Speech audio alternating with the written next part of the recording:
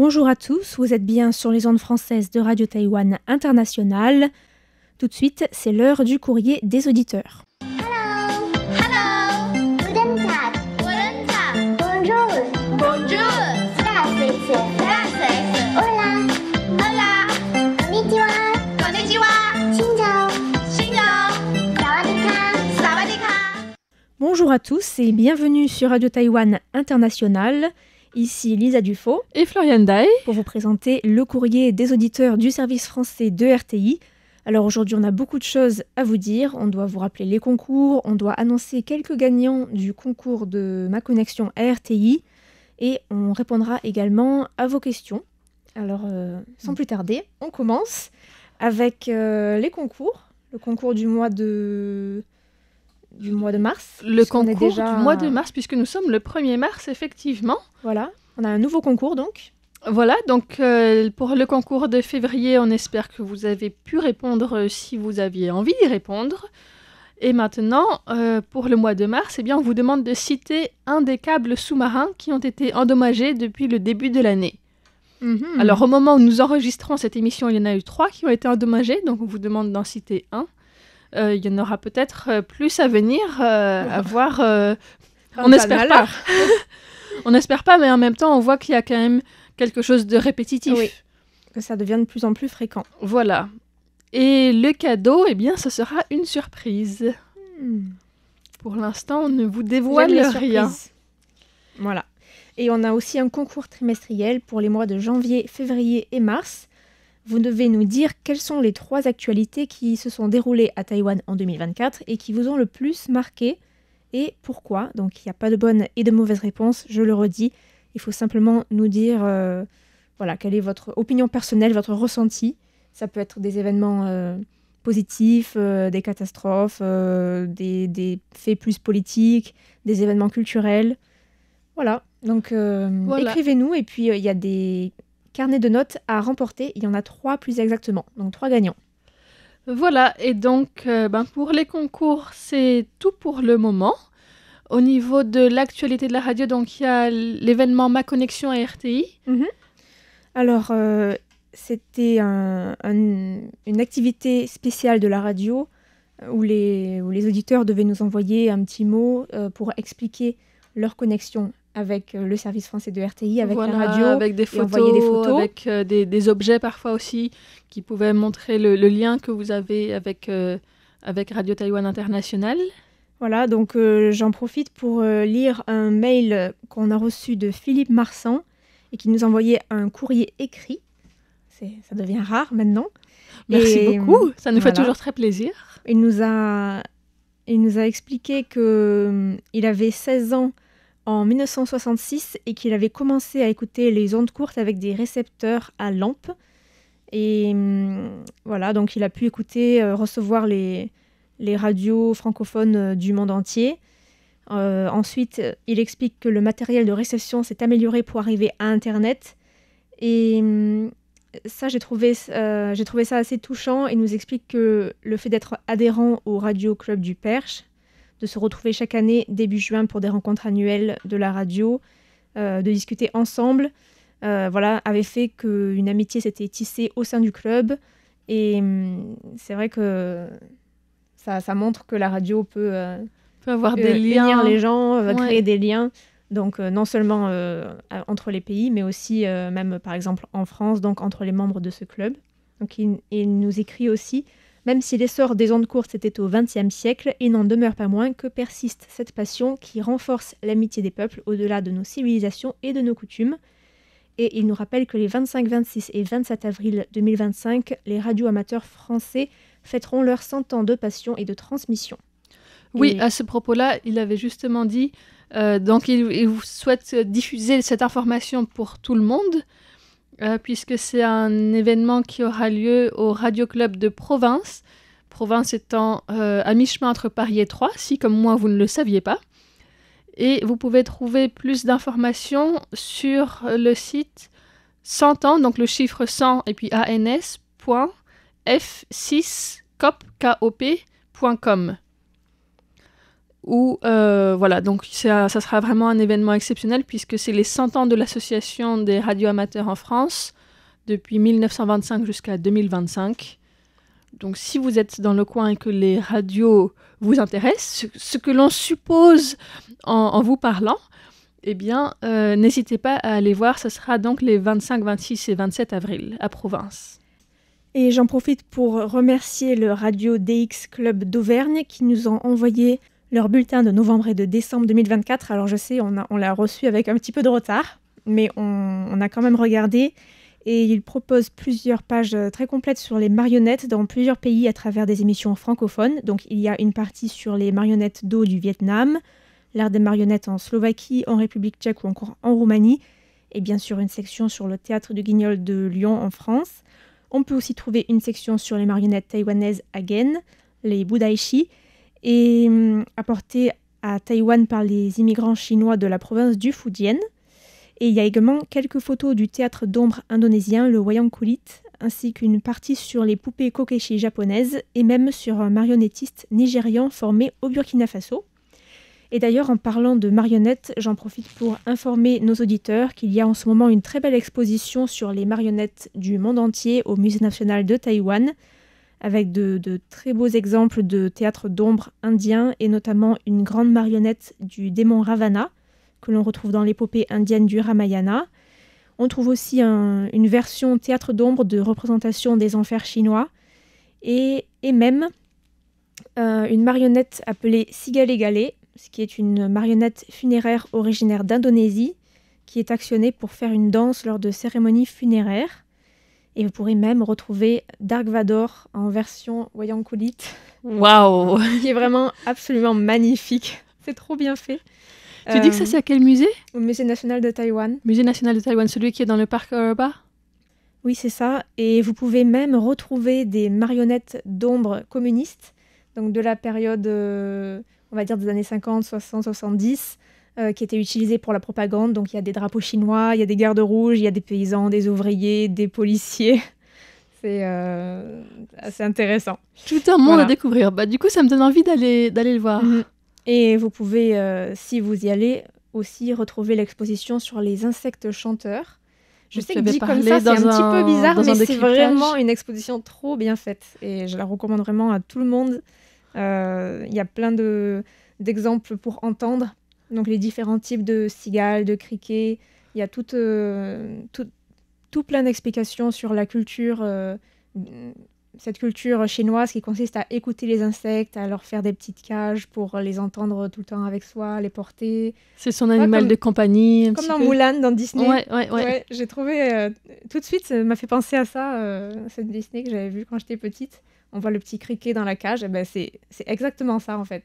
Mais dans un musée cette fois-ci. Voilà, et vous pourrez même voir des vidéos de combats de criquets. Oh oh! Mais c'est un peu dur à voir, je trouve. Ah ouais, c'est violent? Ouais. D'accord. C'est très violent, et même à Taïwan. Donc allez le voir. Mais ça date de quand, ça? Maintenant, ça se passe maintenant. Ils continuent encore à faire des combats de cricket? Ça a encore lieu, mais plutôt dans la campagne.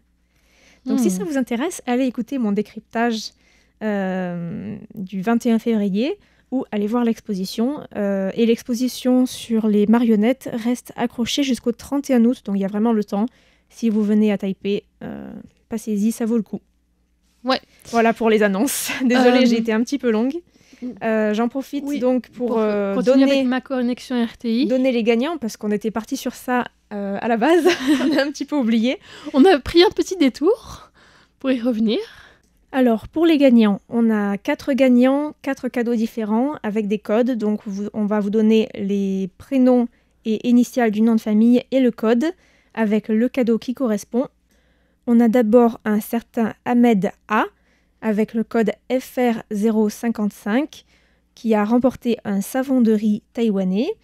Nous avons également Serge L, FR020 qui a remporté le set de table. Fabrizio S, FR003 qui gagne un tote bag en tissu au motif de pyrrole de Taïwan. Et enfin, de nouveau Serge L avec le code FR023 qui remporte la sacoche en bandoulière. Donc merci à pour votre participation et félicitations aux gagnants. Oui, alors pour le fait qu'il y ait une personne qui ait gagné 2 fois, ce n'est pas de la responsabilité du service français, donc il y a eu un tirage au sort qui a eu lieu devant tout le monde, et donc c'était vraiment 4 tirages au sort séparés, et il se trouve que, Serge a eu beaucoup de chance. Donc félicitations à lui.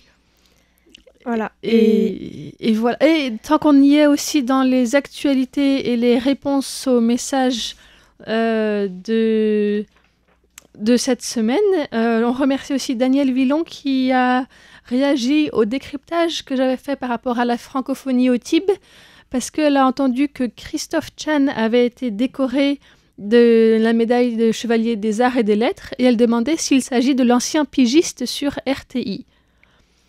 Et effectivement, très bonne mémoire, c'est bien lui. Donc, je savais que je n'écoutais pas la radio quand il était ici. Je pense que toi non plus, Lisa. Mm-hmm. Ça fait un petit moment, mais donc comme je le connais maintenant, je lui ai transmis les félicitations de Daniel Villon. Et donc il dit « Oh là là, merci, ça me fait chaud au cœur ». Et puis du coup, j'ai demandé « Mais quand est-ce que c'était ?» Il dit « Oh, c'est vrai que ça fait déjà plusieurs années. En tout cas, c'était avant 2016 ». Et puis il a cherché un petit peu dans ses archives et il a retrouvé un message de Daniel Villon de RTI depuis les Cévennes. Et donc voilà, il veut dire que lui, il avait appris à aimer le pays et la langue française à Montpellier dans les années 80. Donc c'est pas très loin de chez elle. Et donc il vous remercie de votre fidélité à RTI et de votre intérêt pour Taïwan. Voilà, petit message de Christophe qui n'oublie pas RTI et qui reste un petit peu de loin, mais quand même en lien avec la radio. Voilà, merci à Daniel Villon aussi. Et j'en profite pour saluer certains auditeurs qui nous ont écrit, notamment Imen et Nesrine Bari de Tunisie, Ratan Kumar Paul de Daulatpur en Inde, Christian Guibaudo qui nous écrit de Tende en France, Nitu Kumari à Routpit dans l'état du Bihar en Inde, Alain Carlier et Jacques Augustin en France, mais aussi Désirène Kodia qui nous dit qu'il veut créer un club d'auditeurs de RTI et nous demande si on peut l'aider.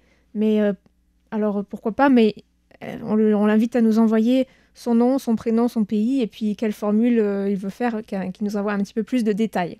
Voilà. On remercie également un auditeur italien qui nous écrit de temps en temps depuis Trieste et qu'on salue, qui nous a envoyé un rapport d'écoute. Et Philippe Marsan qu'on a déjà évoqué aujourd'hui.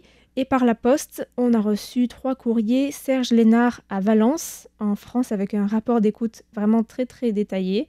Juan Morales à Séville et Philippe Marsan encore. Et voilà, et puis on va revenir aussi sur quelques questions qui nous ont été posées aujourd'hui. Il y avait notamment une question de Christian Guibaudo, enfin 2 questions même dans son dernier mail. Il nous disait qu'il avait écouté avec grand intérêt les décryptages consacrés au généralissime. Il a toujours été fasciné par Chiang Kai-shek et cette période de l'histoire de la Chine et de Taïwan entre 1945 et 1949. Et donc, il reparlait aussi du mémorial Chiang Kai-shek où il avait assisté à la cérémonie du drapeau, notamment. Et il demandait, puisque le mémorial a été construit en 1980, si c'est de la bonne mémoire, qu'est-ce qu'il y avait avant à cet endroit? Et est-ce que l'endroit a été choisi par sa proximité avec le palais présidentiel? Alors, qu'est-ce qu'il y avait avant? Eh bien, c'était pas si facile à trouver comme information parce qu'en fait, il y a très peu de choses à ce sujet-là. Tout ce qui est en lien avec le mémorial, surtout, c'est comment il a été construit, à quel moment, pourquoi, et puis qu'est-ce qu'il y a dedans qu'est-ce qu'il faut en faire maintenant. Et qu'est-ce qu'il faut en faire maintenant. Beaucoup, ouais. On en a effectivement parlé dans plusieurs émissions, surtout toi, Lisa, je pense. Mm-hmm. Mais donc, avant, eh bien, c'était une base d'artillerie de l'armée de Taïwan sous l'occupation japonaise depuis 1905, et puis une base de première compagnie d'infanterie en novembre 1944. D'accord. Ensuite, ces 2 unités ont été supprimées après la prise de contrôle de Taïwan par le KMT en 1945, et puis elles ont été démolies après le déménagement du gouvernement en 1950. Et en fait, le site abritait après le commandement général de l'armée et de la police militaire. Et ces 2 centres militaires sont restés là donc depuis le début des années 50 jusqu'au début des années 70. Ensuite, ils ont été déménagés dans le district de Nangang à Taipei et puis à Longtan à Taoyuan, l'un et l'autre. Et à ce moment-là, le comité économique du Yuan exécutif avait prévu de créer un grand centre commercial et économique moderne avec 5 tours de bureaux entre 18 et 50 étages, 3 hôtels touristiques internationaux, des immeubles d'habitation entre 24 et 30 étages, et puis des grands magasins. Et les bâtiments auraient été reliés entre eux avec des passerelles. Il y aurait une salle de conférence internationale, un World Trade Center, un centre culturel, des installations de loisirs et de sport. Voilà, donc il y avait toute une série de grands projets qui étaient là. Au final, ça s'est plutôt fait à Xinyi, finalement, ça. C'est ça, ouais. Avec le World Trade Center, la Tour 101, c'est tout ce qui s'est fait là-bas des hôtels après. bien chers et des centres commerciaux. C'est ça, aussi chers. ils ont changé d'endroit pour ce projet-là. Il n'a pas été abandonné. Du coup. Ouais, parce que en 75, le 5 avril 1975, Chiang Kai-shek est décédé. Et donc à ce moment-là, le gouvernement taïwanais a établi un comité d'obsèques qui a décidé en juin de construire un mémorial en l'honneur de Chiang Kai-shek. Et donc c'est le 2 juillet que l'emplacement du futur édifice a été arrêté. Et donc à cette époque-là, il y avait encore une route qui passait par le centre de la place, qui est maintenant transformée en passage souterrain. Et donc ils avaient prévu à ce moment-là de peut-être faire que tout cet espace soit libéré en faisant passer la route par-dessous. Et ils ont lancé un appel d'offres pour concevoir des plans de l'édifice. Et donc il y a eu 43 propositions, dont 5 ont été sélectionnées après un premier examen. Et donc, ils leur ont demandé de continuer à travailler sur une version plus aboutie des plans. Et finalement, c'est celle que l'on connaît aujourd'hui qui a été sélectionnée. Donc, voilà. Après, on a parlé plus de tout ce qui s'est passé plus tard. Mais il y a eu la cérémonie de la pose de la première pierre en 1976, la date qui correspondait au 90e anniversaire de naissance de Chiang Kai-shek. Et le mémorial a été inauguré le 5 avril 1980. Comme Christian Guibaudot, vraiment une bonne mémoire. Et donc c'était 5 ans après la mort de l'ancien chef d'État taïwanais. Voilà pour comme un peu l'histoire de cet endroit-là. Après, est-ce qu'il a été choisi pour sa proximité avec le palais présidentiel ou pour d'autres motifs, je ne suis pas sûre. C'est plus parce qu'il y avait de l'espace. Je pense que c'est parce qu'il y avait un très grand espace de disponible, effectivement. Parce que après, ça reste un espace de mémoire plus que de gouvernement. Donc, il n'y a pas besoin que ce soit tout proche du palais présidentiel actuel pour qu'il puisse avoir les honneurs que le gouvernement voulait lui rendre à cette époque-là. Ce qu'on peut dire, c'est que, au-delà de ce qu'il y a dans ce mémorial et de la manière dont c'est organisé, de toutes les controverses dont on peut parler, c'est quand même un espace très grand avec pas mal de verdure sur les coins, sur les bords surtout, avec un peu moins de bruit quand on est au centre de la place et même dans la forêt. Donc c'est quand même un petit peu un havre de paix dans la ville taïwanaise qui est assez bruyante, avec beaucoup de circulation. Et c'est agréable de se balader là-bas. Donc c'est un petit peu comme le parc d'Aan, le parc forestier de Da'an, même s'il y a moins d'arbres. Il y a moins d'arbres. C'est quand même agréable d'avoir des espaces comme ça, un petit peu vides dans la ville. Ça, je suis tout à fait d'accord. Il n'y a pas beaucoup de villes où il y a ça. Et puis il y a aussi toute la partie avec les Liangtingyuan en chinois, donc le centre de musique et de théâtre qui sont là, qui sont aussi des grands espaces culturels où il y a beaucoup d'activités qui ont lieu. Après, effectivement, toute la partie mémorial Chiang Kai-shek, il y a vraiment besoin de réfléchir à qu'est-ce qu'on veut y mettre et quelle fonction on garde ce bâtiment maintenant. Voilà, mais ça, c'est travaux en cours. Et puis, il y avait une deuxième partie à sa question, donc toujours de Christian Guibaudot, qui disait qu'avec la fin de l'hiver qui arrive dans la région, les courses cyclistes débutent, avec le Tour des Alpes-Maritimes, et donc les amateurs de vélo vont dévaler les routes montagneuses près de chez lui. Et puis début mars, il y aura la course cycliste Paris-Nice. Et donc, est-ce qu'il y a des courses comme ça sur l'île de Taïwan? Et est-ce que les Taïwanais pratiquent le vélo autrement que pour se déplacer pour aller au travail, par exemple? Donc, oui, Vaste question. il y a des courses comme ça sur l'île. Et oui, les Taïwanais pratiquent aussi le vélo pour le loisir, je dirais. À la fois pour le sport, pour le loisir et pour les déplacements du quotidien. Donc, il y a un Tour de Taïwan à vélo qui a lieu justement en mars, du 16 au 20 mars, qui est sur plusieurs étapes, entre 87 et 157 km par jour. Alors, c'est pas un vrai tour de l'île, hein. Il y a 5 étapes qui sont donc à différents endroits de l'île. La première est vraiment à Taipei et plus urbaine. C'est celle qui fait 87 km. Et puis après, il y en a d'autres qui sont aussi dans des régions plus montagneuses, du centre au sud de l'île. Je vois que la numéro 5... La dernière journée, c'est la plus dure. Elle a l'air, ça a l'air costaud, hein. À Taidong, et c'est vraiment en plein milieu des montagnes. Ouais. Et puis ça doit jusqu'à piquer dans les mollets, ça. Ouais. Voilà, donc je vous mettrai la carte avec les différentes étapes pour que vous puissiez avoir une idée de ce qui attend les personnes qui se sont inscrites à ce Tour de Taïwan, qui n'est pas un Tour de Taïwan, qui au total fait 646 km. Après, c'est vrai qu'il y a beaucoup de courses différentes. Il y a tout un calendrier de courses à Taïwan avec plusieurs événements chaque mois. La plupart étant aussi regroupés en février-mars, avec plus de 10 par mois à ce moment-là. Et puis beaucoup en novembre aussi. Certaines sont sur la côte est, par exemple, faire toute la partie entre Ilan et Taidong. Certaines sont plus en montagne, vers Yangmingshan aussi, près de Taipei, ou bien en ville. Les plus courtes sont juste d'une 20aine de kilomètres, avec des montées plus rudes.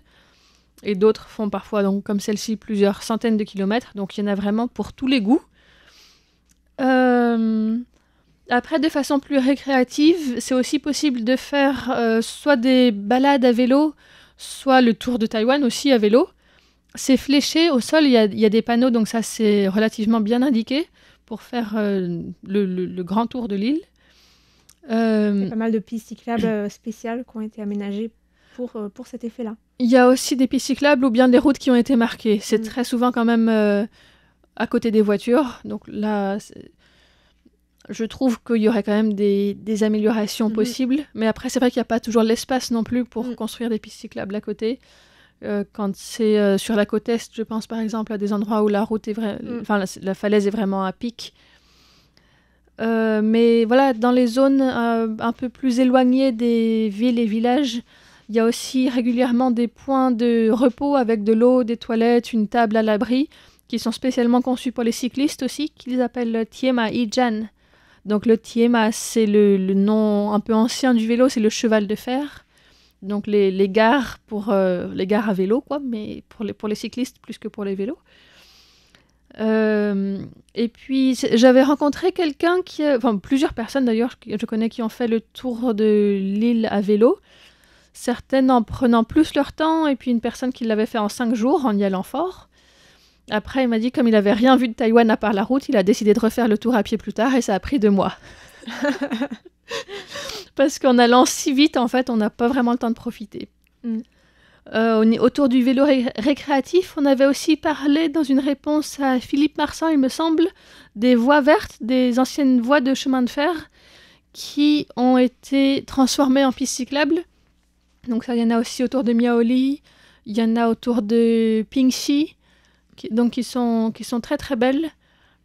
Il y a aussi un bel itinéraire autour du lac du Soleil et de la Lune qui est possible de faire en vélo. En pédalant sans trop flâner, ça prend 2 heures. Donc c'est une chouette balade. Du côté de Taidong, à Chechang aussi, il y a des très belles régions pour faire du vélo. Entre les rizières, en fait. Donc là, c'est tout plat. C'est beaucoup plus indiqué pour les familles de manière un peu plus récréative, disons, que ces courses ou le fait de faire le tour de l'île en quelques jours. Donc voilà, il y a beaucoup de choses. À Taipei, c'est surtout les bords de rivière qui sont agréables, pratiquer en vélo parce que pour aller au travail tous les jours, je trouve que c'est pas très très agréable en fait Taipei. Il y a pas mal d'endroits où les axes principaux ont aussi des pistes cyclables, mais qui sont très souvent interrompus quand il y a des arrêts de bus. Parfois ils sont au milieu de la piste cyclable, donc il faut s'arrêter, il faut ralentir. Il y a souvent des piétons aussi, c'est pas très séparé entre piétons et vélos. Et donc, je trouve que le vélo en ville n'est pas toujours très, très pratique, même si après je le fais quand même tous les jours pour venir au travail, moi. Mais, voilà, j'ai connu des villes qui sont plus faciles à pédaler aussi. Ça reste quand même pas mal par rapport à pas mal d'endroits. Il y a mieux et il y a pire, c'est vrai. Et ce qui est très bien, qu'il faut reconnaître vraiment, c'est les U-Bike, les vélos de location de la ville, qui sont gratuits la première demi-heure et où il y a vraiment énormément de stations pour pouvoir prendre et déposer les vélos. Et d'ailleurs, maintenant, dans les stations U-Bike, il y a des vélos électriques aussi. Électriques. On peut avoir le choix. Alors, c'est pas toujours disponible. Ils sont plus rares, mais il y en a aussi, ouais. Après, c'est vrai qu'à Taïwan, en général, il y a aussi pas mal de personnes qui ne sont pas si habituées que ça à prendre le vélo, qui ont un peu peur, qui se sentent pas à l'aise, qui n'ont pas fait rentrer le vélo dans leurs habitudes du quotidien. Et ça m'avait un peu surpris. Mais voilà, donc le vélo n'est pas pour tout le monde. Mais il y a quand même pas mal de gens qui en font. Voilà, donc merci à Christian Guibaudot pour cette question. Et on a une autre question de Jacques Augustin qui évoquait l'envoi à Washington d'un émissaire pour discuter des taxes sur les exportations d'acier et qui demandait si Taïwan pouvait prendre des mesures de rétorsion à l'égard des États-Unis. Alors il faut savoir qu'après son entrée en fonction à la Maison-Blanche, le président américain Donald Trump a annoncé vouloir imposer des taxes sur de multiples catégories de produits dans de nombreux pays avec lesquels les États-Unis ont une balance commerciale déficitaire. C'est vraiment son obsession. Donc Donald Trump a annoncé des droits de douane de 25% sur toutes les importations aux États-Unis d'acier et d'aluminium à compter du 12 mars. Des mesures qui doivent s'appliquer à tous les pays sans exception, selon les déclarations initiales, même si après, il y a des négociations qui sont en cours avec les autorités des pays concernés. Donc, il y a les dirigeants qui défilent à Washington pour aller négocier et essayer de faire en sorte que ça ne s'applique pas à eux. Donc, il ne s'agit pas seulement d'un problème entre Taïwan et les États-Unis, mais plutôt de la politique américaine où Trump cherche à faire pression sur tous les pays pour obtenir plus d'investissements aux États-Unis ou alors des avantages. C'était notamment le cas avec le Japon. Donc les États-Unis ont un déficit commercial de 68 milliards de dollars américains avec le Japon. Et le Premier ministre japonais s'est empressé de se rendre début février à Washington pour chercher à négocier et éviter les droits de douane sur les produits japonais. Pour ce qui est de Taïwan, l'entreprise taïwanaise China Steel Corporation exporte 9000 tonnes par an vers les États-Unis. Donc c'est un chiffre assez maigre si on compare aux 400 000 tonnes exportées par le Canada et le Mexique. Le ministère des Affaires étrangères de Taïwan a dit qu'il continuerait à donner la priorité à l'aide aux fabricants pour étendre leur marché et renforcer la position de Taïwan à l'international. Et la diplomatie a dit vouloir coopérer avec les États-Unis pour renforcer la coopération. Mais voilà, ce sont toutes des formules pour dire qu'il va y avoir des négociations pour essayer d'éviter tout ça. Après, il faut aussi savoir que Taïwan n'est pas du tout le plus impacté et limite, ça rétablirait une forme d'équilibre avec les autres pays puisque Taïwan n'était pas exempté avant alors que d'autres pays l'étaient. Donc finalement, je ne pense pas que Taïwan va chercher à faire quoi que ce soit en rétorsion aux États-Unis pour cette raison-là. Et d'autant plus que Taïwan a besoin de son allié américain, de la protection américaine, donc ça m'étonnerait qu'il y ait des mesures non, de rétorsion. Taïwan ne montre pas les dents envers les États-Unis. Non, c'est pas quelque chose qui se fait en général. Donc merci à Jacques Augustin pour sa question. Et puis, on arrive déjà à la fin de ce courrier et on vous dit à la semaine prochaine. Hello. Guten Tag. Bonjour.